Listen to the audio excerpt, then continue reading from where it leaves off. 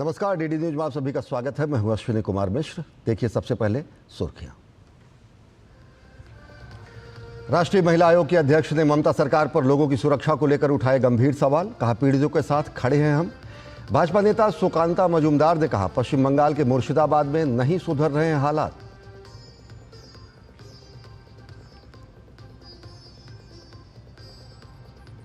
जम्मू कश्मीर के रामबन में ओलावृष्टि और भूस्खलन से 3 लोगों की मौत। उप मुख्यमंत्री सुरेंद्र कुमार चौधरी पहुंचे रामबन। कहा, लोगों को घबराने की जरूरत नहीं, सरकार पीड़ितों की करेगी हर संभव मदद।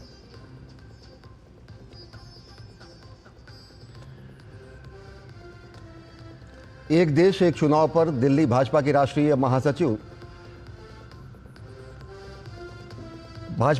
महासचिव सुनील बंसल की अध्यक्षता में वन नेशन वन इलेक्शन की महत्वपूर्ण बैठक में पार्टी संगठन से जुड़े नेता और विधायक कर रहे हैं विचार विमर्श।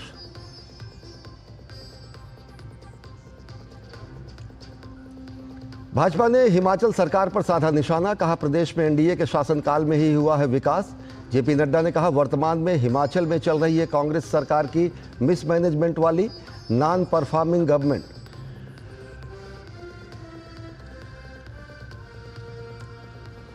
उत्तर प्रदेश के संभल में पुलिस ने गैंगस्टर शारिक साठा की 2.31 करोड़ रुपए की संपत्ति जब्त की। जन कल्याण के लिए होगा इन जमीनों का इस्तेमाल।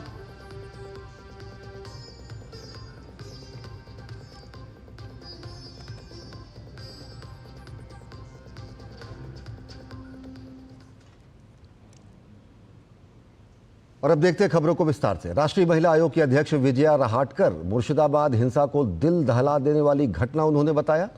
उन्होंने कहा कि मुर्शिदाबाद हिंसा में पीड़ित परिवारों ने अपने सपनों को टूटते हुए देखा है और उन्होंने अपना सब कुछ खो दिया है। गौर करने वाली बात है कि राष्ट्रीय महिला आयोग की एक टीम ने मुर्शिदाबाद के हिंसा प्रभावित इलाकों का दौरा किया है। राष्ट्रीय महिला आयोग की अध्यक्ष विजया रहाटकर इस टीम का नेतृत्व कर रही थी। ये दौरा वक्फ संशोधन अधिनियम को लेकर हुए विरोध प्रदर्शन के बाद हुई सांप्रदायिक हिंसा के बाद लिया गया। एनसीडब्ल्यू की टीम ने पीड़ितों से बातचीत की है।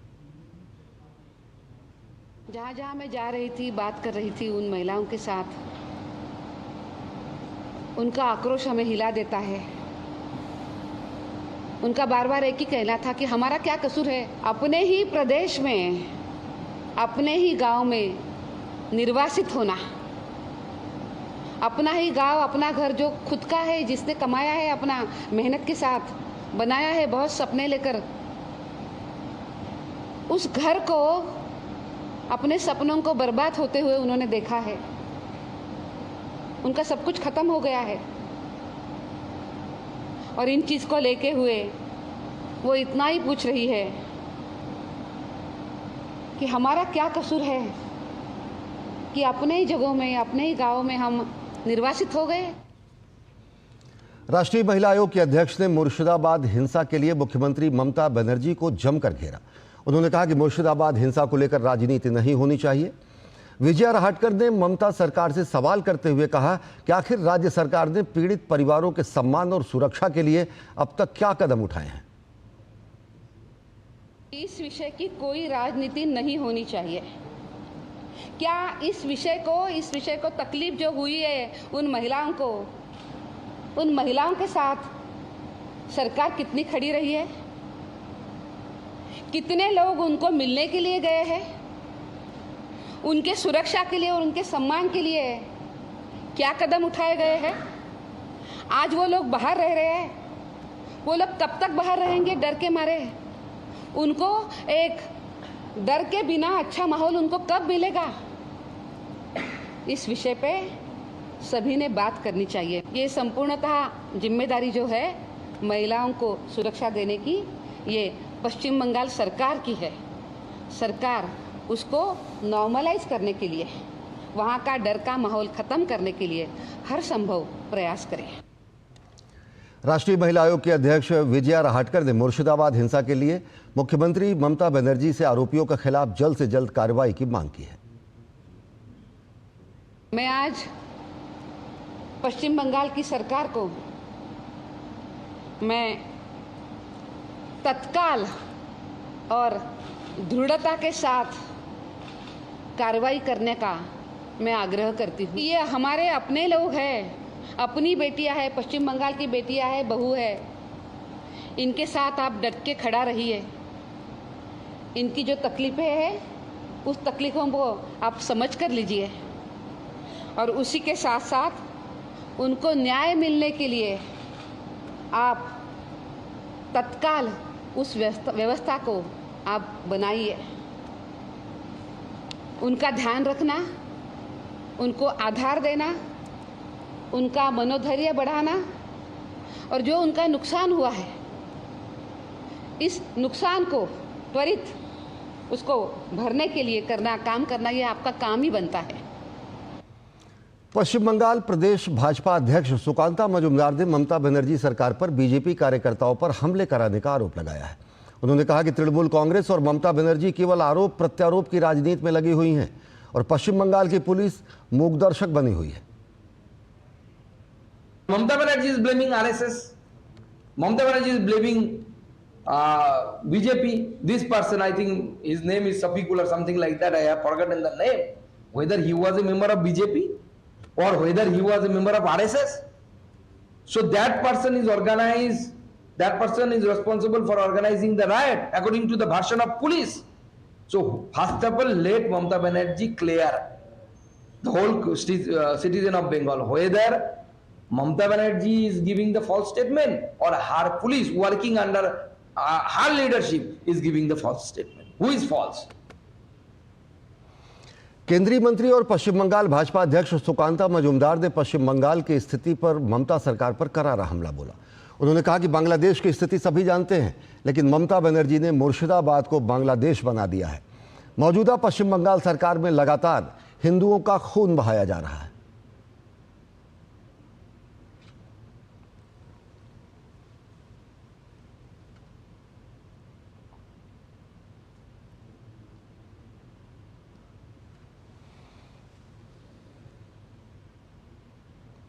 नए वक्फ कानून के लाभों को समझाने के लिए भारतीय जनता पार्टी आज से देशव्यापी जन जागरूकता अभियान चला रही है। इसे वक्फ सुधार जन जागरण अभियान का नाम दिया गया है। यह अभियान 5 मई तक चलेगा। अभियान का उद्देश्य अफवाहों को दूर कर यह बताना है कि वक्फ अधिनियम मुस्लिम समुदाय के लिए किस तरह फायदेमंद है। विपक्ष लगातार संशोधनों के बारे में अफवाहें फैला रहा है। ऐसे में भाजपा बड़े पैमाने पर जन जागरूकता अभियान चलाकर इन अफवाहों को खत्म करने का प्रयास कर रही है। पार्टी का फोकस खासतौर से गरीब मुस्लिमों और महिलाओं पर रहेगा। पार्टी ने इसे लेकर देश भर में संपर्क, संवाद और अन्य कार्यक्रमों की पूरी श्रृंखला तैयार की है। और खबरें अभी और भी है, लेकिन वक्त एक बेहद छोटे से ब्रेक का। देखते रहिए डीडी न्यूज। जब विश्व चाय की बात बोलती है तो आसाम की बात आती है और हम गौरव फील करते हैं। सच में लाजवाब हमारी चाय, Assam की चाय। 200 glorious years of Assamti. The saga will continue for many more centuries to come.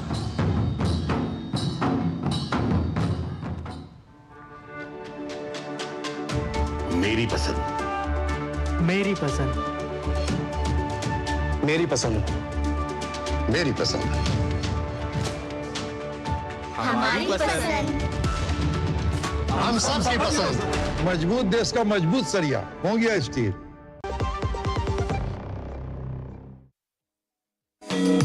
कैसे राजस्थान के फतूही गांव के युवाओं ने खाली जमीन पर उगा दिया जंगल, तो कैसे विदर्भ में पानी की समस्याओं को दूर करने के लिए एक गांव की ग्राम पंचायत ने किया अनूठा प्रयोग।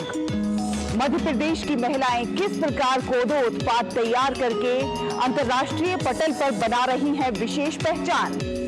ऐसी ही अच्छी खबरों को जानने के लिए देखिए गुड न्यूज जज्बा इंडिया का रविवार रात 9 बजे सिर्फ डीडी न्यूज पर। Bharat welcomes the world to a new era of creativity. Waves, the World Audiovisual and Entertainment Summit, connecting creators through Creatosphere, WaveX and Waves Bazaar, where stories, ideas and content go global. Connecting countries through global media dialogue and the Bharat Pavilion, shaping narratives and partnerships. Culturals, cinema, gaming, Waves fuels the next wave of entertainment. Connecting creators, connecting countries. Waves 2025. स्वास्थ्य से जुड़ी महत्वपूर्ण बात देश के प्रख्यात विशेषज्ञों के साथ कैसे हो रोग के लक्षणों की पहचान। यदि आप हैं किसी रोग से परेशान, फोन और ईमेल के माध्यम से पूछें अपना सवाल। विशेषज्ञों से मिलेगा सही समाधान। देखिए स्वास्थ्य से जुड़ा विशेष कार्यक्रम टोटल हेल्थ सिर्फ डीडी न्यूज पर। दिन भर की भाग दौड़ में जब छूट जाएं जरूरी खबरें, जब आप हो जल्दी में और जाननी हो हर खबर, जब फटाफट अंदाज में देखनी हो आपको तेज खबर, जब केवल आधे घंटे में जानना हो देश दुनिया का हाल, तब देखिए खबरों का हाई स्पीड शो एक्सप्रेस 100।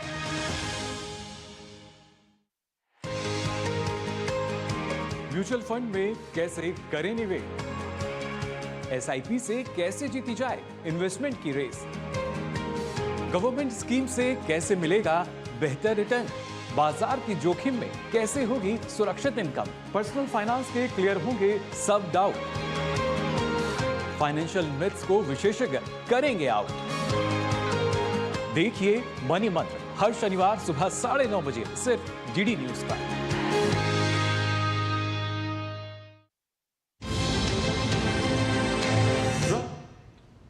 और ब्रेक के बाद आप सभी का स्वागत है। इंदौर में वक्फ बोर्ड संशोधन कानून के समर्थन को लेकर एक भव्य आयोजन किया गया। मुस्लिम समुदाय के ओर से यह कार्यक्रम आयोजित किया गया। सैकड़ों मुस्लिम परिवारों ने इस विधेयक का स्वागत करते हुए केंद्र सरकार का आभार जताया। कार्यक्रम में बड़ी संख्या में मुस्लिम महिलाएं भी शामिल हुई और सभी ने एक दूसरे को मिठाई खिलाकर खुशी जाहिर की। इंदौर से लोकसभा सांसद शंकर लालवानी कार्यक्रम में मुख्य अतिथि रहे। उन्होंने बताया कि अब वक्फ संपत्तियों की जानकारी ऑनलाइन उपलब्ध रहेगी, जिससे पारदर्शिता बढ़ेगी। साथ ही निगरानी शुल्क 7% से घटाकर 5% कर दिया गया है। अब वक्फ बोर्ड की बैठक अनिवार्य रूप से हर महीने होगी। बैठक में स्थानीय निकायों के प्रतिनिधि भी शामिल होंगे और इससे समस्याओं का आसानी से समाधान हो सकेगा। ये पहला कार्यक्रम यूसुफ भाई के नेतृत्व में यहाँ पर हो रहा है और हम देख रहे हैं कि किस प्रकार बहनें ज्यादा संख्या में आएंगी और उन्होंने मोदी जी का शुक्र अदा किया है कि वक्फ बिल के आने के बाद जो संपत्ति है वो समाज के खास करके अल्पसंख्यक बहनों भाइयों के उत्थान के लिए रहेगी। एक पारदर्शिता के साथ काम होगा। तो ये एक बहुत ऐतिहासिक जो फैसला मोदी जी के नेतृत्व में हुआ है, उसको लेके हमारे अल्पसंख्यक भाई बहनों को उत्साह है। केरल के भाजपा अध्यक्ष राजीव चंद्रशेखर ने विपक्षी दलों पर निशाना साधते हुए कहा कि कुछ दलों ने वक्फ कानून को लेकर काफी दुष्प्रचार किया है और भाजपा उस दुष्प्रचार को रोकने का प्रयास कर रही है। I think unfortunately some parties have created a misinformation and propaganda around the bill, and they have also gone to the Supreme Court to try and block the bill. Everybody in the country and including in people in Munammam know who has really worked hard to solve their problems, who has brought the legislation, and who in turn for the last 35 years has done nothing for their problems. Jammu Kashmir के रामबन में भारी बारिश और ओलावृष्टि के बाद भूस्खलन से कई इमारतें और वाहन क्षतिग्रस्त हो गए। घटनास्थल पर पहुंचे जम्मू कश्मीर के उप मुख्यमंत्री सुरेंद्र कुमार चौधरी ने बताया कि रामबन के अलावा बनिहाल और रियासी में भी कई इलाके आपदा से प्रभावित हुए हैं। उन्होंने कहा है कि लोगों को घबराने की ज़रूरत नहीं है, सरकार पूरी गंभीरता से काम कर रही है। उप मुख्यमंत्री ने हादसे में हुई मौतों पर दुख जताया और डिप्टी कमिश्नर से प्रभावित लोगों को भोजन और हर संभव मदद मुहैया कराने के निर्देश दिए। ये तो हम रामबन में पहुंचे हैं, बनिहाल का भी यही हाल है, रामबन का भी, गूल में भी, रियासी में भी काफ़ी सारे इलाके हैं जो इस कहर के अंदर आ गए हैं। लोगों को पैनिक होने की जरूरत नहीं है, सरकार बहुत सीरियस है। इस दुख की घड़ी में सरकार इनके साथ है और इनको अकेला नहीं छोड़ेंगे। और लोगों को हम कहना चाहेंगे कि आप अकेले नहीं, हम आपके साथ हैं और जो भी सरकार से बनेगा सरकार पूरी मदद करेगी। एक देश एक चुनाव को लेकर दिल्ली भाजपा की बैठक हो रही है। बैठक में पार्टी संगठन से जुड़े नेता और विधायक हिस्सा ले रहे हैं। बैठक में इस विषय से जुड़े तमाम पहलुओं पर चर्चा हो रही है। बैठक की अध्यक्षता राष्ट्रीय महासचिव सुनील बंसल कर रहे हैं। भाजपा देश के अन्य राज्यों में भी इस प्रकार की बैठकें कर पार्टी कार्यकर्ताओं की राय ले रही है कि कैसे इसे प्रभावी बनाया जाए और कार्यकर्ताओं के सुझाव भी हासिल किए जा रहे हैं।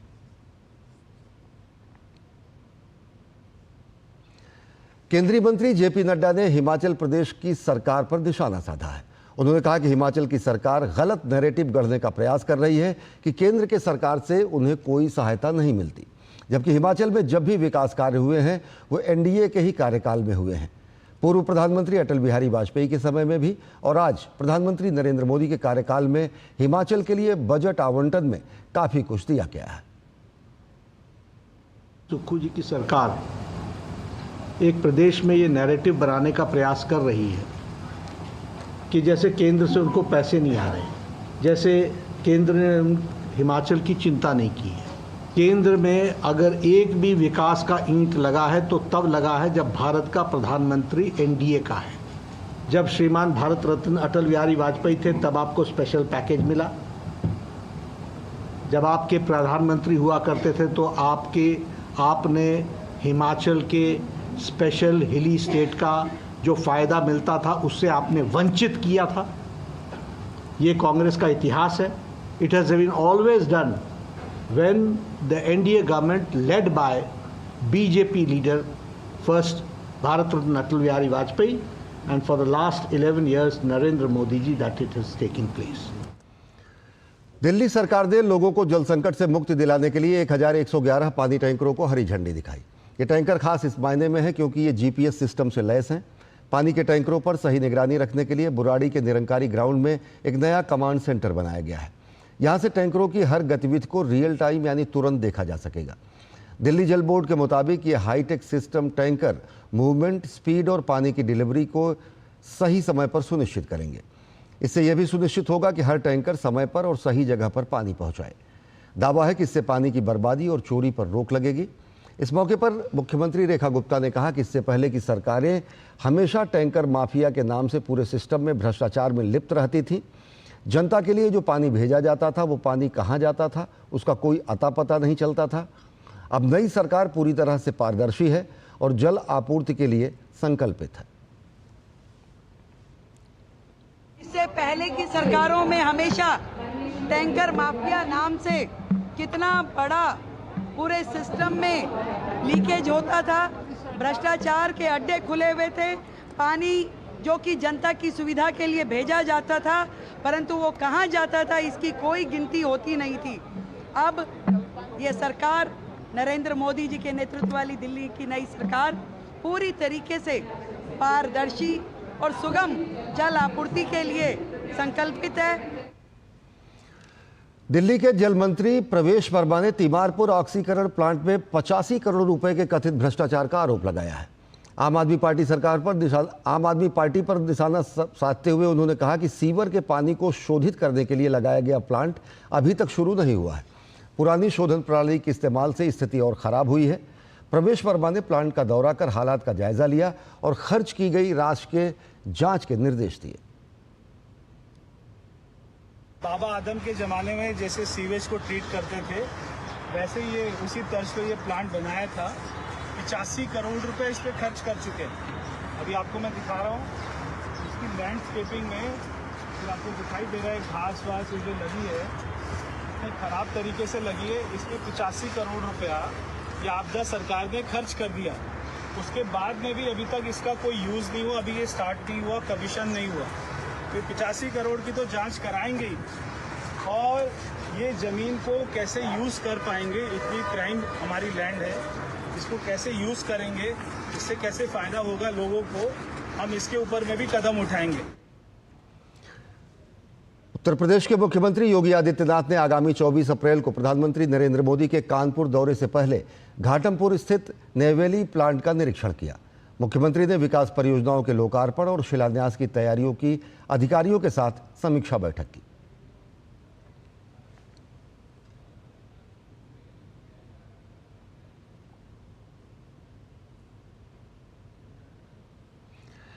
संभल हिंसा मामले में उत्तर प्रदेश पुलिस ने बड़ी कार्रवाई करते हुए गैंगस्टर शारिक साठा की 2.31 करोड़ रुपए की संपत्ति जब्त कर ली है।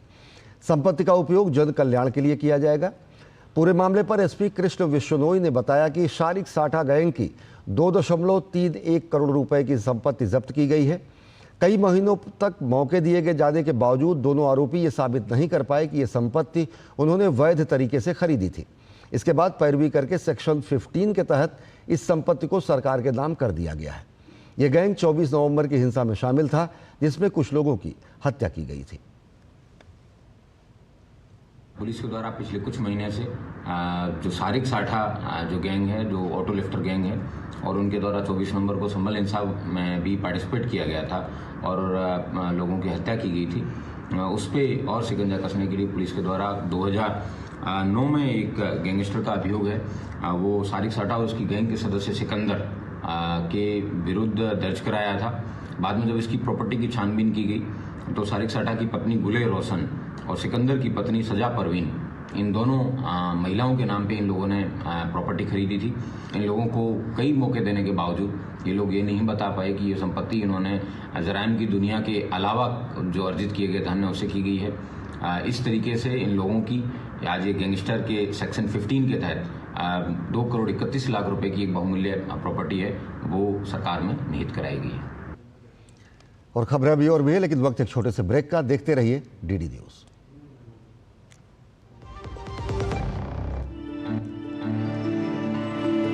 Nothing else refreshes me more than a good cup of Assam tea. It's a magical beverage. 200 glorious years of Assam tea. The saga will continue for many more centuries to come. जब धरती चीर कर निकलता है लोहे का पत्थर और मिलता है मोंगिया के जोश से, फिर तपता है, पिघलता है और बनता है फौलाद। अब होता है सरिया सारी खूबियों के साथ। मोंगिया स्टील, मजबूत देश का मजबूत सरिया। और ब्रेक के बाद आप सभी का स्वागत है। रूस के राष्ट्रपति व्लादिमीर पुतिन ने यूक्रेन के साथ चल रहे संघर्ष में ईस्टर के मौके पर युद्ध विराम की घोषणा की है। ये युद्ध विराम रूसी समयानुसार शनिवार शाम 6 बजे से रविवार रात 12 बजे तक लागू रहेगा।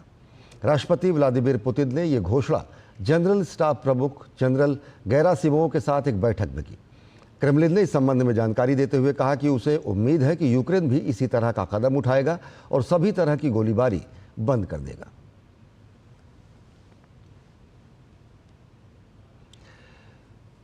चुनाव कनाडा ने चुनाव पूर्व अनुमानों की घोषणा की है और इसके अनुसार अग्रिम मतदान से पहले दिन शुक्रवार को लगभग 20 लाख से अधिक मतदाताओं ने मतदान किया।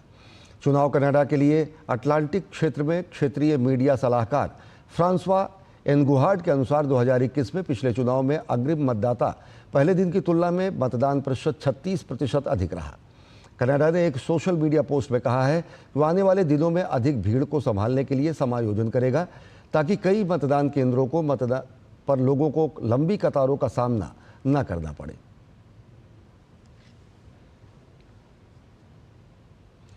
भारत का विदेशी मुद्रा भंडार एक बार फिर बढ़ गया है। भारतीय रिजर्व बैंक ने इस बारे में ताज़ा आंकड़े जारी किए हैं। आंकड़ों के मुताबिक 11 अप्रैल को खत्म हुए सप्ताह में भारत का विदेशी मुद्रा भंडार 1.567 अरब अमेरिकी डॉलर बढ़कर 6.77.835 अरब डॉलर हो गया है। यह लगातार छठा सप्ताह है जब विदेशी मुद्रा भंडार में बढ़ोतरी दर्ज की गई है। आरबीआई ने कहा कि सप्ताह के दौरान स्वर्ण भंडार 63.8 करोड़ अमेरिकी डॉलर बढ़कर 69.997 अरब अमेरिकी डॉलर हो गया है। 4 अप्रैल को खत्म हुए रिपोर्टिंग सप्ताह में कुल भंडार 10.872 अमेरिकी डॉलर से बढ़कर 676.268 अरब अमेरिकी डॉलर हो गया। आंकड़ों के मुताबिक 11 अप्रैल को खत्म हुए सप्ताह के लिए विदेशी परिसंपत्तियां जो भंडार एक प्रमुख घटक हैं 89.2 करोड़ अमेरिकी डॉलर बढ़कर 574.98 अरब अमेरिकी डॉलर हो गई है। दिल्ली के में कर्तव्य पथ पर fit India Sunday online marathon का आयोजन किया गया। इसमें अभिनेता और रग्बी एसोसिएशन के अध्यक्ष राहुल बोस शामिल हुए।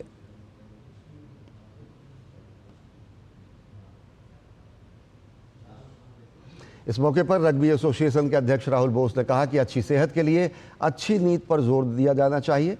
साथ ही उन्होंने इसके लिए नैतिक रूप से स्पष्ट जीवन बिताने की भी सलाह दी।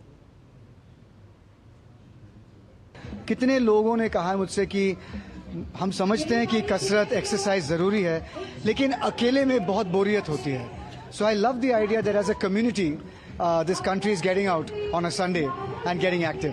सबसे ज़रूरी बात फिटनेस के लिए है कि आप ठीक तरीके से सोना, आपको स्लीप। और मेरे तजुर्बे में you can only sleep well when your conscience is clear, and your conscience is only clear if you live A morally correct life. अगर आप ये नहीं करोगे ना तो आपका फिटनेस नहीं होगा। वेब समिट में कॉस्प्ले चैंपियनशिप 2025 में देश भर के उत्साही रचनाकार, कलाकार और प्रशंसक हिस्सा ले रहे हैं।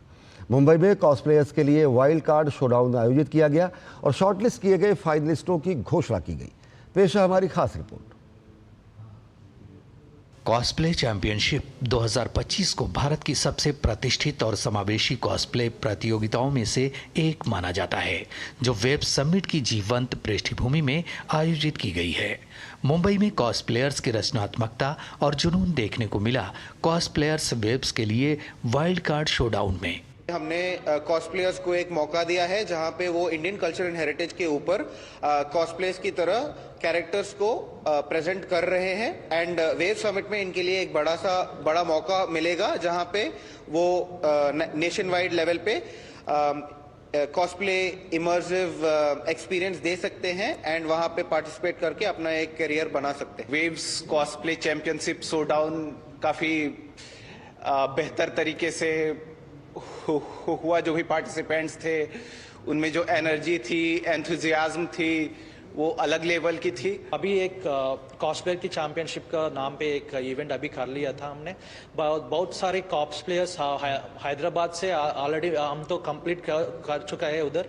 और आज हम तो कोशिश किया था सबसे अच्छा, बट लेकिन इधर तो अलग ही हो रहा है। मतलब इतना सारे कॉस्प्लेयर्स हम तो एक्सपेक्ट किया भी नहीं। 50 से ज्यादा वाइल्ड कार्ड प्रतिभागियों में से 30 कॉस्प्लेयर्स को उनकी असाधारण रचनात्मकता, शिल्प कौशल और प्रदर्शन के लिए चुना गया। वाइल्ड कार्ड शोडाउन ने इन जोशीले कलाकारों को अपने हुनर दिखाने के लिए एक मंच प्रदान किया। मुझे ऐसा लगता है कि एक्सपोजर बहुत कम मिला है, मतलब इंडियन माइथोलॉजी और इंडियन कल्चर कॉस्प्ले के मामले में। ऐसा नहीं कि लोग करते शायद बहुत लोग को उतना अप्रिसिएशन वगैरह नहीं मिलता होगा, तो मोटिवेशन नहीं मिलता होगा करने के लिए। बट मेरा ऐसा बोलना है कि अगर हमारे होम ग्राउंड पे अगर हम हमारा कल्चर अपस्टैंड नहीं करेंगे तो हम बाहर वालों को, जो लोग का कल्चर हम इधर अडॉप्ट करें, उनको हम कैसा एक एग्जांपल सेट कर सकते हैं। इंडियन माइथोलॉजी का कैरेक्टर्स भी कॉस्प्ले कर सकते हैं। यूजुअली हम अगर इवेंट्स में जाते हैं तो हम ऐसे एनिमे मांगा वगैरह ही कर लेते हैं, बट यहाँ पे जब मैंने इंडियन माइथोलॉजी के कैरेक्टर्स देखे, मैंने पर्सनली नहीं किया बट मुझे बहुत अच्छा लगा कि ये एक अच्छा एडिशन था। मैंने एडवर्टाइजमेंट देखा इसका ऑन दूरदर्शन एंड मैंने सोचा कि इसमें जाया कैसे जा सकता है, मे बी मैं ऐसे ही अटेंड कर लूँ। एंड फिर मुझे कॉस्प्ले का अपॉर्चुनिटी दिखा एंड मैं यहाँ पे कॉस्प्ले करने आई हूँ। Waves cosplay championship creators street media and entertainment association of India और इंडियन कॉमिक्स एसोसिएशन द्वारा प्रस्तुत की जाती है। ये चैंपियनशिप पारंपरिक भारतीय कहानी कहने और वैश्विक पॉप संस्कृति के बीच दूरी को पाटने के लिए डिजाइन की गई है, जिससे भारतीय रचनाकारों को वो प्रसिद्धि मिले जिसके वो हकदार हैं। श्यामा मिश्रा की रिपोर्ट, डीडी न्यूज़, मुंबई। तो बुलेटिन में फिलहाल इतना ही। देश और दुनिया की ताज़ा तरीन खबरों के लिए देखते रहिए डीडी न्यूज़। नमस्कार।